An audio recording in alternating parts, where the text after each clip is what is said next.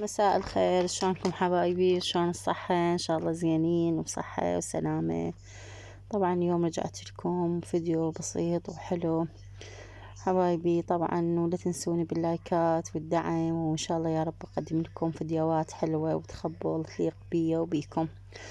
طبعا اليوم رقية قعدت كلش مريضة، ما احكي لكم، خطية تقيؤ ولعبان نفس وبطنها توجعها واكل ما تاكل، بحيث يعني فدنا وفدنا. فخذتها للدكتور فقال عندها التهاب بالامعاء بسبب تسمم. تدرون هي لما تروح المدرسة تقوم تاكل شيبس، تقوم تاكل كيك، وهاي كله مو زين طبعا، مضر بالصحة، لان هي ابد ما تاكل قبل لا تطلع، ابد ما تاكل اكل البيت، فتاخذ فلوس وياها ومن هناك من الجوع تاكل. فاجتني كلش متخربطة، فاخذتها للدكتور فقال لي كلش لا تنطيها، لا دهن ولا اي شيء، فقال جيبي رمان الها وفلسي لها اياه وسوي لها. طبعا سويت لها نوعين، رمان بالملح ورمان هنا راح افلسي لها اياه واخلي له زبادي وملح. بس هي من النوع اللي تتمرض ابد ما تحب الاكل، دائما اكلها كلش قليل، هي بالايام العادية اكلها قليل يعني، والنوم تتمرض فنهائيا تقوم تقطع الاكل. هاي هنا خليت زبادي وخليت ملح، وقلت لها يلا منين ما تحبين تاكلين اكلي. وشوفوها حبايبي بالعراي كانوا ياها يلا تاخذ لها خاشوقة.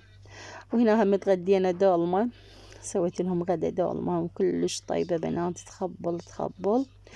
ودائما انا حط لها دبس رمان، لان بالدبس الرمان تصير كلش طيبة. وراها طبعا رحت على بيت اختي بغير محافظة، واصرت ان احنا نطلع نتعشى نتغدى بالمطعم، نتعشى بالمطعم، وكان عشانهم جدا بسيط وحلو.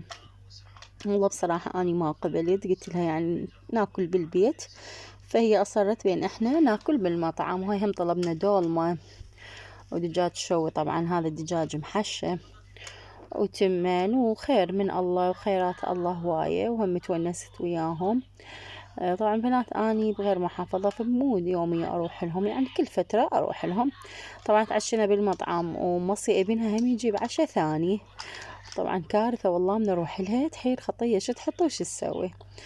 فهم جابت لنا كباب شوي، لان هم دائما انا من اروح لهم كلش يفرحون بيا، يحيرون شو يحطون وش يسوون. وهم تعشينا الحمد لله والشكر، بس أنا ما أكلت يعني شي بسيط لأن شبعانة.